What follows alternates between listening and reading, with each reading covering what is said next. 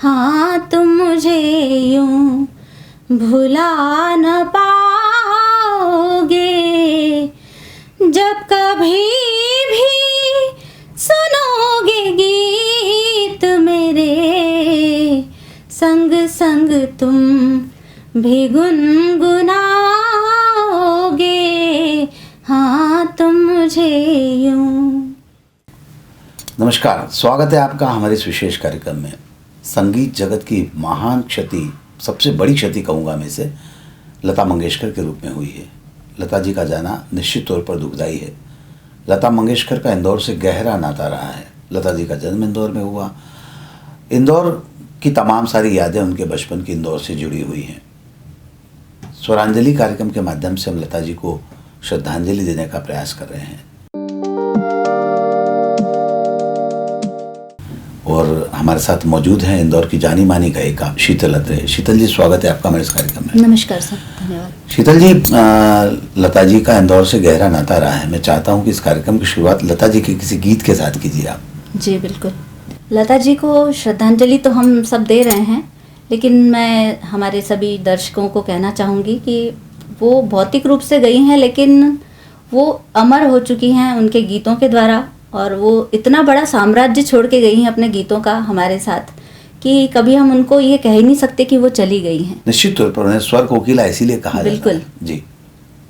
तो जैसे कि उनको स्वरांजलि दे रहे हैं, तो मैं चाहूँगी कि मैं शुरुआत कार्यक्रम की एक प्रार्थना के साथ करूँ, ईश वंदना के साथ करूँ। जी जरूर। आप सबका आशीर्वाद चाहूँगी। चंदा में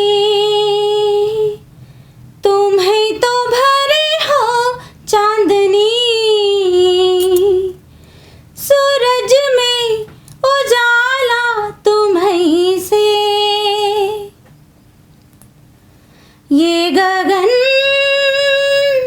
है मगन, तुम्हीं तो दिए हो इसे तारे, भगवन ये जीवन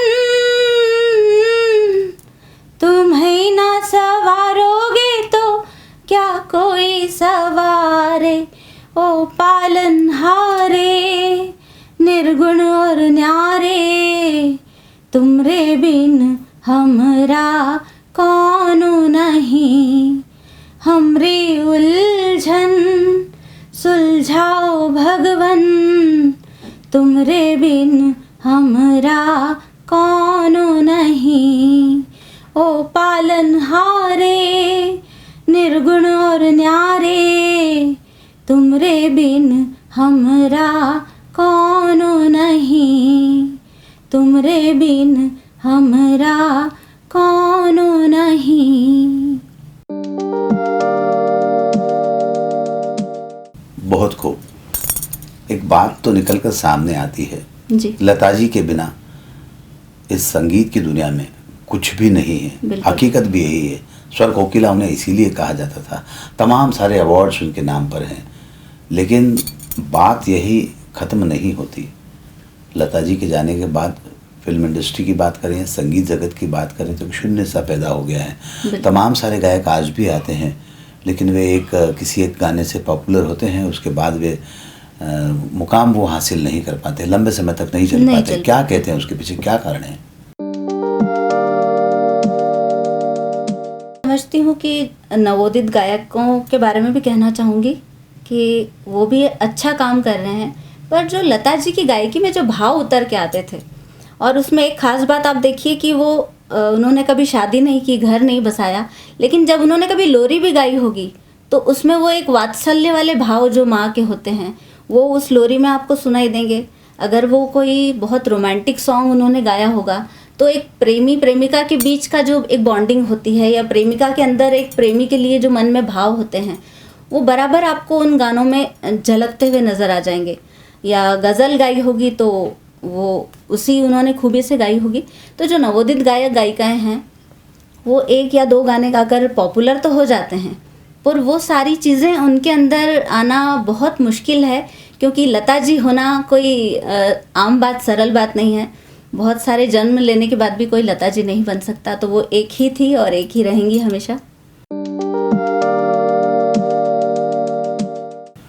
लता जी होना कोई आम बात नहीं है। वो लता जी एक ही थी और एक ही रहेगी, ये बात बिल्कुल सही है। और ये बात भी बिल्कुल सही है कि लता जी अगर लोरी गाती थी तो उसके अंदर वो वात्सल्य भाव होता था। लता जी अगर कोई रोमांटिक गीत गाती थी तो उसके अंदर जो प्रेमी प्रेमिकाओं का भाव होता था वो होता था। भजन गजल सब चीज़ों में उनके अंदर से निकल कर ये भाव निकल कर आता था। इसीलिए वे लता जी थी और लता जी हैं और लता जी रहेंगी। बहरहाल क्या सुनाने जा रही हैं आप? भूपेन हजारिका जी का कंपोज किया हुआ गीत है और लता जी ने उसे अपने स्वरों में बहुत ही सुंदर तरीके से पिरोया है। मैं कोशिश करूंगी। जरूर। दिल हुम करे घबराए, घन धम धम करे गर जाए, एक बूंद कभी पानी की मोरी अखियों से बरसाए। दिल हुम करे घबराए, तेरी झोरी डारूं सब सूखे पात जो आए, तेरा छुआ लागे मोरी सूखी डार हरियाए। दिल हुम करे घबराए।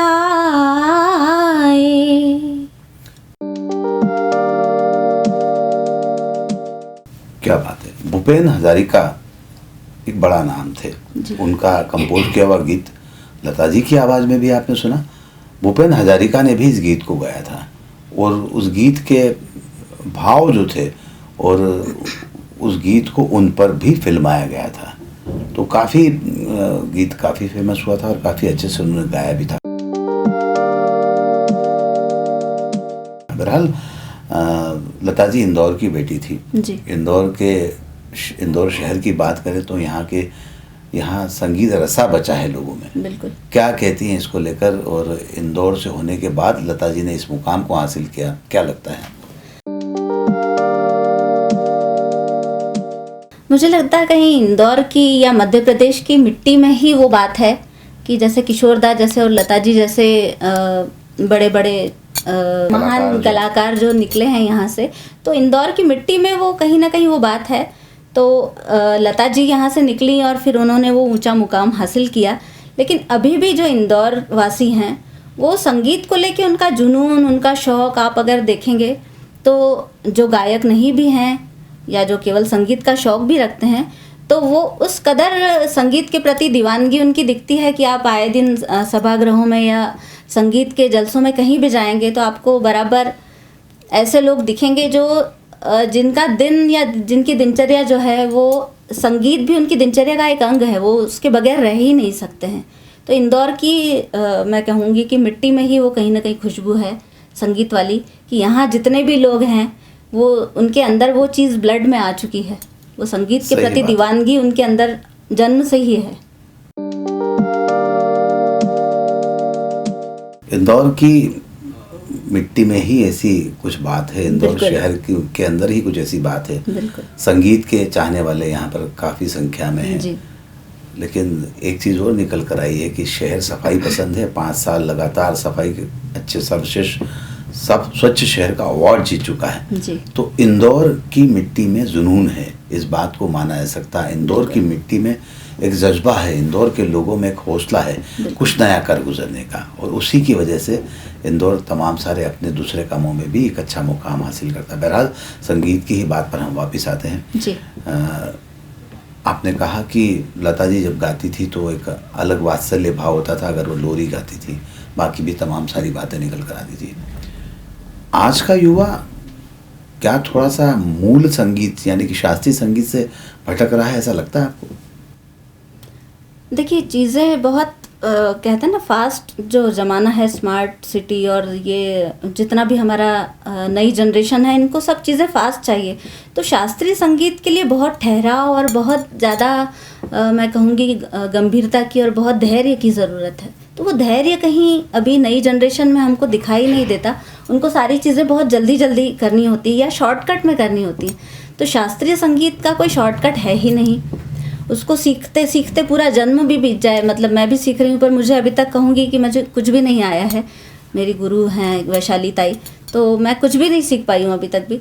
तो शास्त्रीय संगीत के लिए बहुत सारा धैर्य चाहिए जो कहीं नई जनरेशन में दिखाई नहीं देता। तो यही वजह रही होगी मुझे लगता है। क्या सुनाने जा रही हैं आप? शास्त्रीय संगीत की ही बात हुई है तो सलील दा के साथ में लता जी ने बहुत अच्छा एक सुंदर गाना गाया था, ना जिया लागे ना, पर उसको उन्होंने बंगाली में भी गाया था। तो मैं बंगाली में कुछ लाइनें गाने की कोशिश करूँगी। ना মনো লাগে না এ জীবনে কিছু যেন ভালো লাগে না, না মনো লাগে না এ জীবনে কিছু যেন ভালো লাগে না, না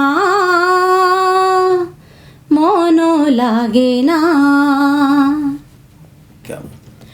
এই নদীর দুই কিনারে দুই তরুণী যথনা বাই নগর বাঁধা, কাছে যেতে তাই পারিনি। এই নদীর দুই কিনারে দুই তরুণী যথনা বাই নগর বাঁধা, কাছে যেতে তাই পারিনি। তুমিও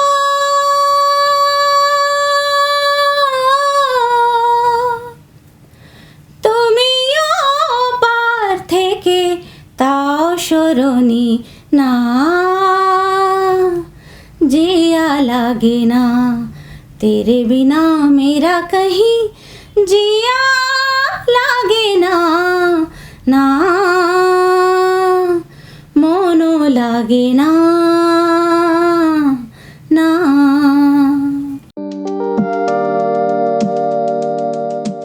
बहुत खूब, बहुत बढ़िया।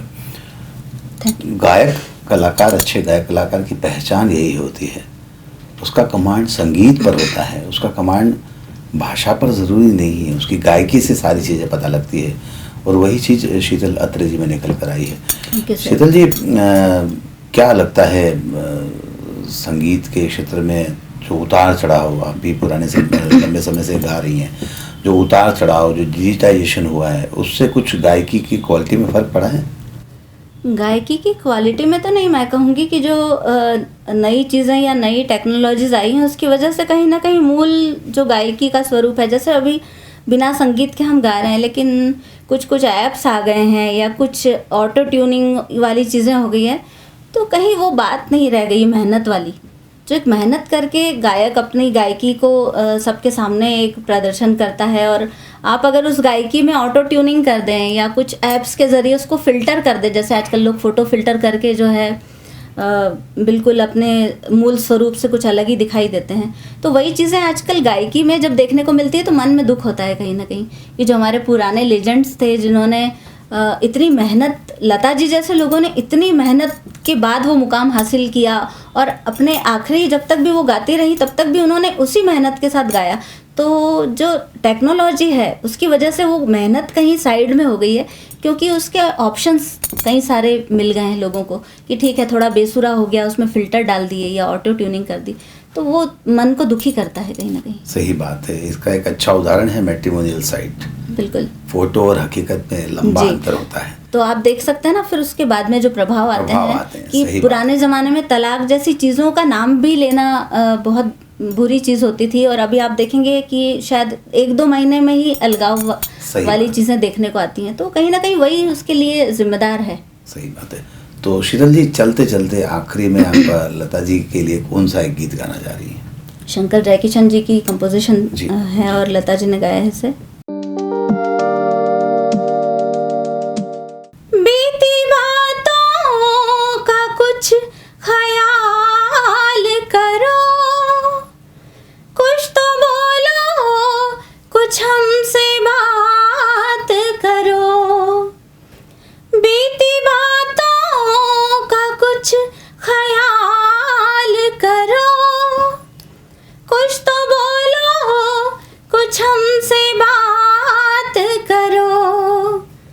राज दिल में तुम्हें बता दूंगी, मैं तुम्हारी हूँ मान जाओगे।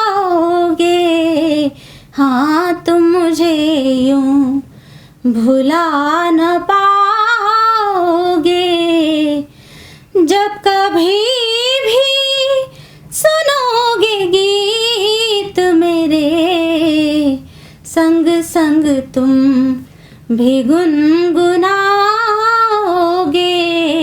हाँ तुम मुझे यूं। और वाकई उनको भुला पाना तो नामुमकिन है, लेकिन वो जब तक संगीत के रूप में हमारे साथ हैं और उनके जितने भी गाने हैं, तो पूरा जन्म बीतने तक भी अगर मैं चाहूँगी मैं कोशिश करती रहूँ, तो उनके पैर के नाखून के बराबर भी नहीं हूँ, लेकिन कोशिश करती रहूँ कि कहीं ना कहीं उनके गानों को छू पाऊँ, तो मेरे लिए बहुत बड़ा आशीर्वाद होगा उनका। सही बात है, लता जी तक पहुंचना निश्चित तौर पर नामुमकिन है, बिल्कुल, लेकिन प्रयास अपने अपने सबको करते रहना चाहिए जी। और कोशिश यही करना चाहिए कि हम अच्छा संगीत दे पाएँ, लोगों को अच्छे गाने सुना पाएँ। आज के इस कार्यक्रम में आप आई शीतल जी, आपका बहुत बहुत धन्यवाद। सर आपने मुझे ये मौका दिया, बहुत बहुत धन्यवाद आपका। आज के इस कार्यक्रम में बस इतना ही। सुनील जोशी को दीजिए इजाजत, नमस्कार। हाँ तुम मुझे यूं भुला न पाओगे, जब कभी भी सुनोगे गीत मेरे, संग संग तुम भी गुनगुना